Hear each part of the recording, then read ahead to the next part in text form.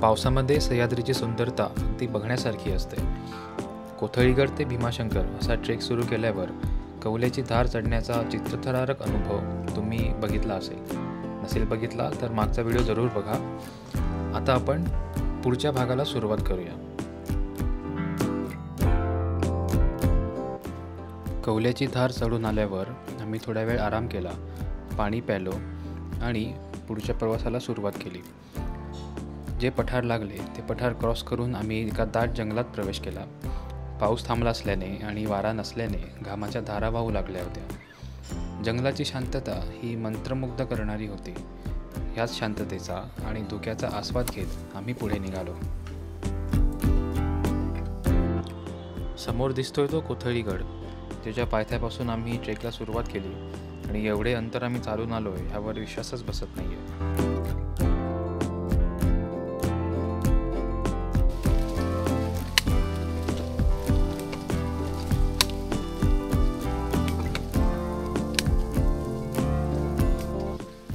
खांद्यापर्यंत वाढलेल्या झुडपांतून वाट काढत आम्ही नाखिंडा बोगद्यापाशी जायला निघालो. आम्ही आमच्या बॅग्स खालीच ठेवल्या होत्या, कारण याच वाटेने आम्हाला परत खाली उतरायचं होतं आणि तिथून पुढे येळवली गावाकडे जायचं होतं, जिथे आमचा रात्रीचा मुक्काम होणार होता.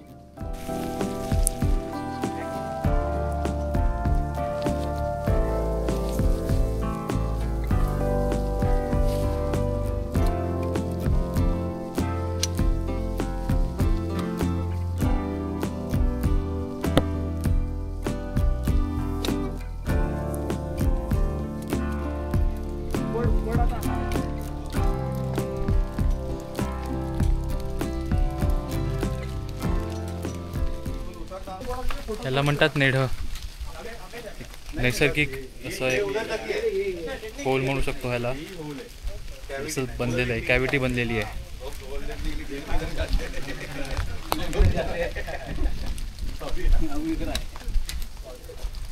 सतत वारा वाहून किंवा पावसाचं पाणी लागून ते झिजतं, दगड झिजतो आणि आरपार एक होल बनतं. त्यालाच नेढं म्हणतात.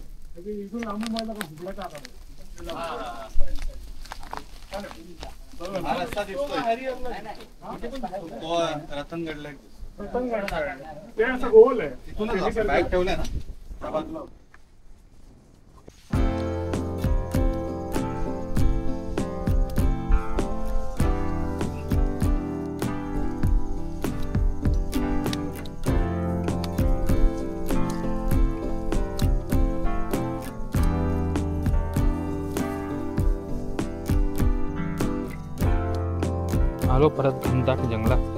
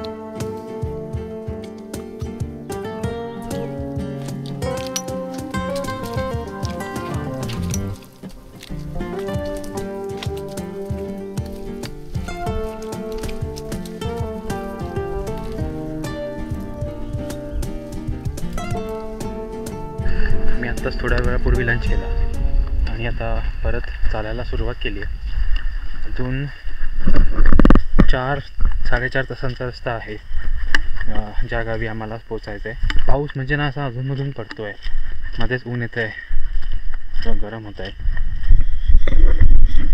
आता पण एक पावसाची सर पडून गेली आणि तेवढ्यापुरतं जरा थंड वाटलं, पण आता जसं आम्ही जंगलात जातो आहे परत तसं तसं ते गरम व्हायला सुरुवात झाली.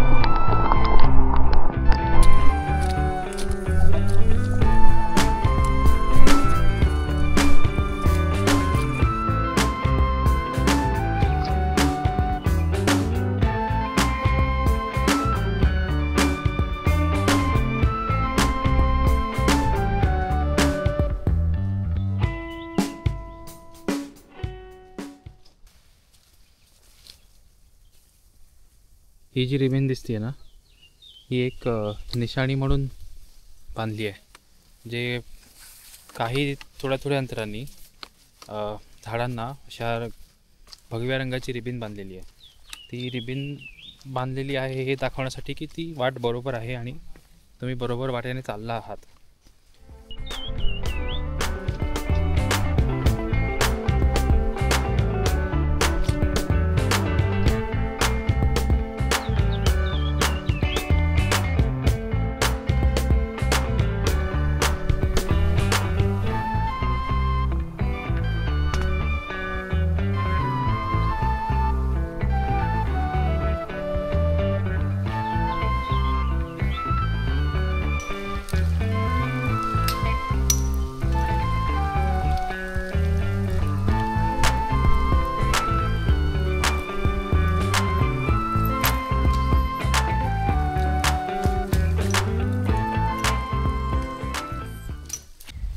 आत्ताच मागे जंगलातून आम्ही बाहेर आलो तर बघितलंच असेल किती गूढ दाट असं जंगल आहे. आणि जंगलातून बाहेर पडता पडता हे आहे कमळजाईचं पठार. हे पुष्करला अतिशय आवडतं. कमळजाईचं पठार म्हणजे सगळ्यात आवडती जागा. हे पठार आपली भीमा नदी आहे, म्हणजे भीमाशंकरलाचं जंगल जे सुरू होतं तिथपर्यंत हे पूर्ण पसरलेलं आहे. हो, दिसायला पण खूप असं मोठं आहे. आणि मध्ये मध्ये असे छोटे छोटे जंगलाचे पॅचेस आहेत, बट बाकी असं प्लेन आहे.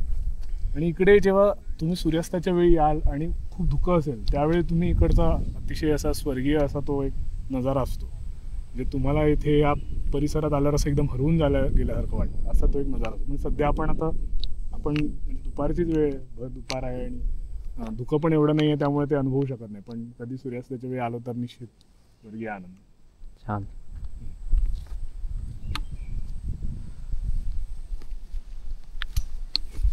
जसं पूर्ण व्हाईट दिसत समोरचं एवढं नाही दिसत.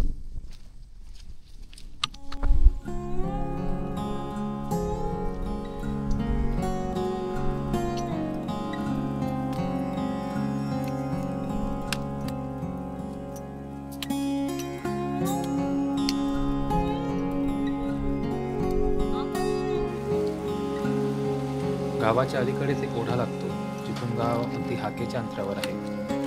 आसपासच्या बऱ्याच घाटवाटा या गावापाशी येतात. अशा प्रकारे ओढा ओलांडून आम्ही गावात प्रवेश केला आणि पहिला दिवस आमचा इथेच संपला.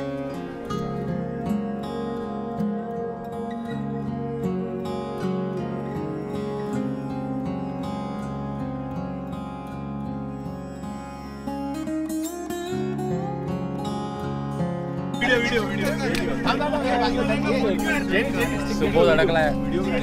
आधी पाय तर दाखवू दे, पाय तर दिसा, पाय.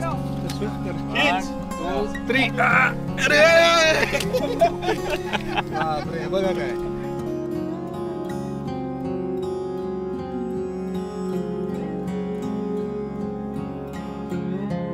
कालचा शनिवारचा दिवस आमचा होता. आम्ही कोथळीगड म्हणजे पेठच्या किल्ल्याच्या पायथ्यापासून शनिवारी पहाटे 3 वाजता चालायला सुरुवात केली. कौलाच्या धारेने वर आलो. नाकिंडा बोगद्यापासून कमळजाई पठारावर गावात आम्ही स्टे केला.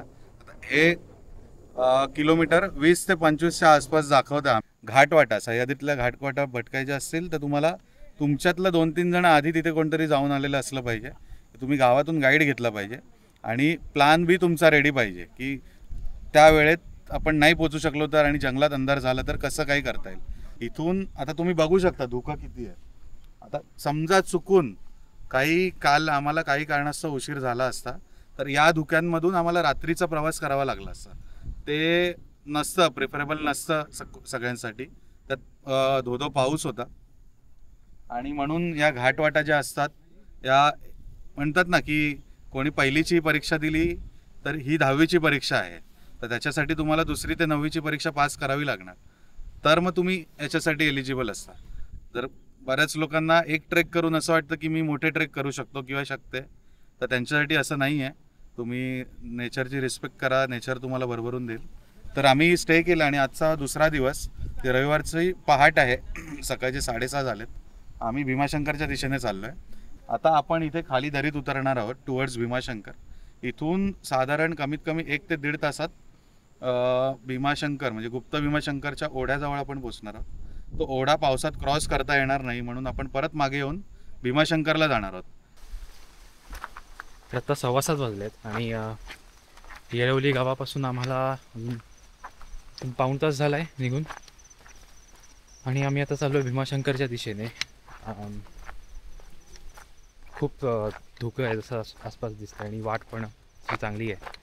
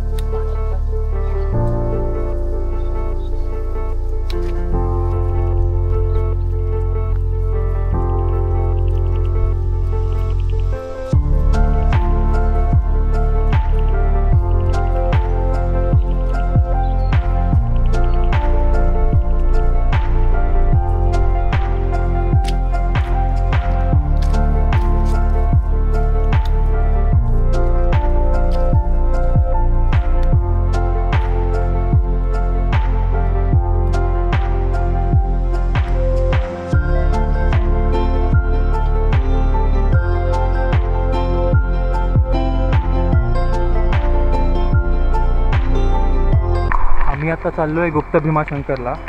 इथे मागेच आम्ही बॅग्स ठेवल्या. खूप जोरदार पाऊस आला आहे अचानक,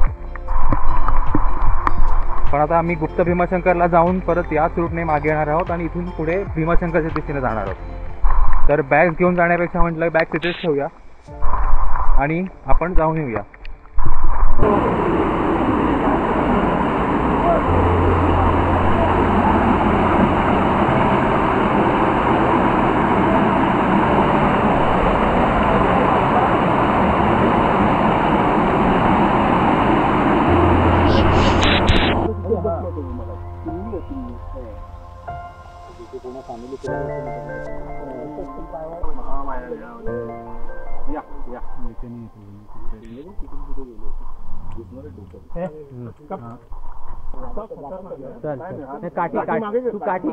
काठी दाखवली. खायला आलं. काठी काय त्यांना घाबरू नका, ते दचकणार. काय करूच नका, जाणार ते. शांत, सगळे शांत उभं राहू. एक जाणार ना पुढे, मग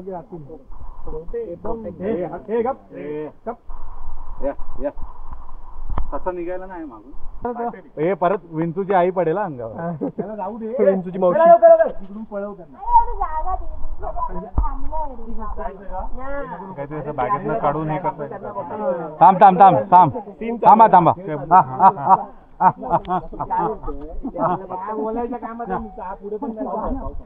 फुल घेराबंदी नाकाबंदी हे पुष्करला बघतायत ते अभी मुखदर्शन लेके ही जाना पडेगा टोल भरावा लागेल पुष्कर हे आता हे आतो पळवेल अंगावर जातील आतो हा एक नंबर काम केलं असं जाऊ नको पुढे आपल्याला इकडे जायचंय वाटाणे ए बघितलं कामात आलं ना त्याचं असं कसं कुठून पुष्कर कामात आला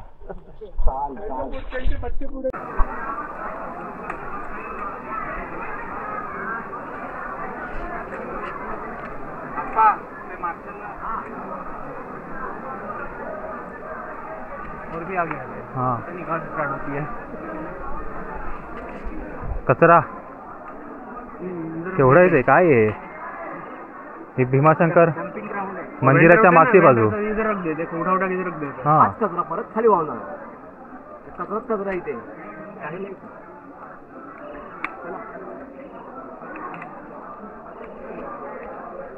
पुष्कर हा कचरा बघून तुमचं काय मत आहे म्हणजे इथे मंदिर आहे समोर इथे इथून लोक जातात मंदिरात तरी ठेवलाय आणि हे तो इनफॅक्ट भीमा नदी मंदिराला जायचा रस्ता आहे आणि तिथे जे कचरा केलेला आहे बोलायचं काय आता आहे ही परिस्थिती आपली अशी आहे देवस्थानांची आम्ही आता गुप्त भीमाशंकर करून आलो जे मंदिर आहे ते इथे बाजूलाच आहे आणि आज खूप गर्दी आहे मंदिरात म्हणजे एवढी गर्दी आहे की चेंगराचेंगरी सारखी अवस्था निर्माण झाली मगाशी तर आम्ही आता इथून भीमा नदीच्या उगमस्थानापाशी चाललोय आणि इथे हे सगळं दिसतंय हा कचरा डंप केलाय मंदिरात जाण्याचा मार्ग आहे हा आणि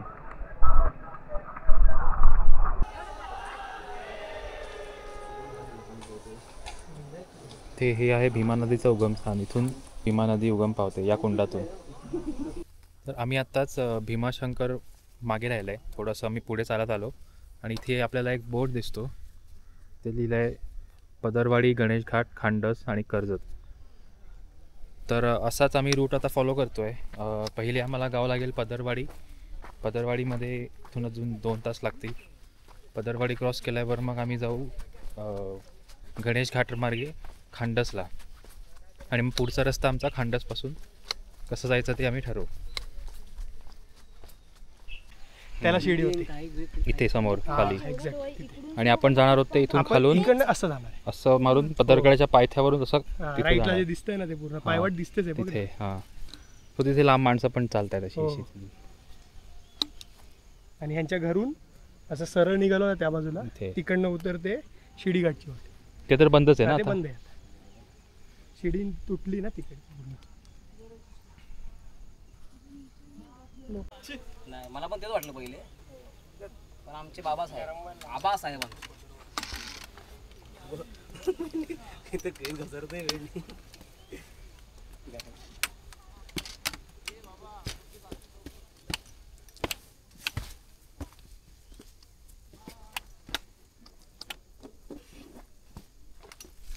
हा थोडासा डिफिकल्ट आहे पॅच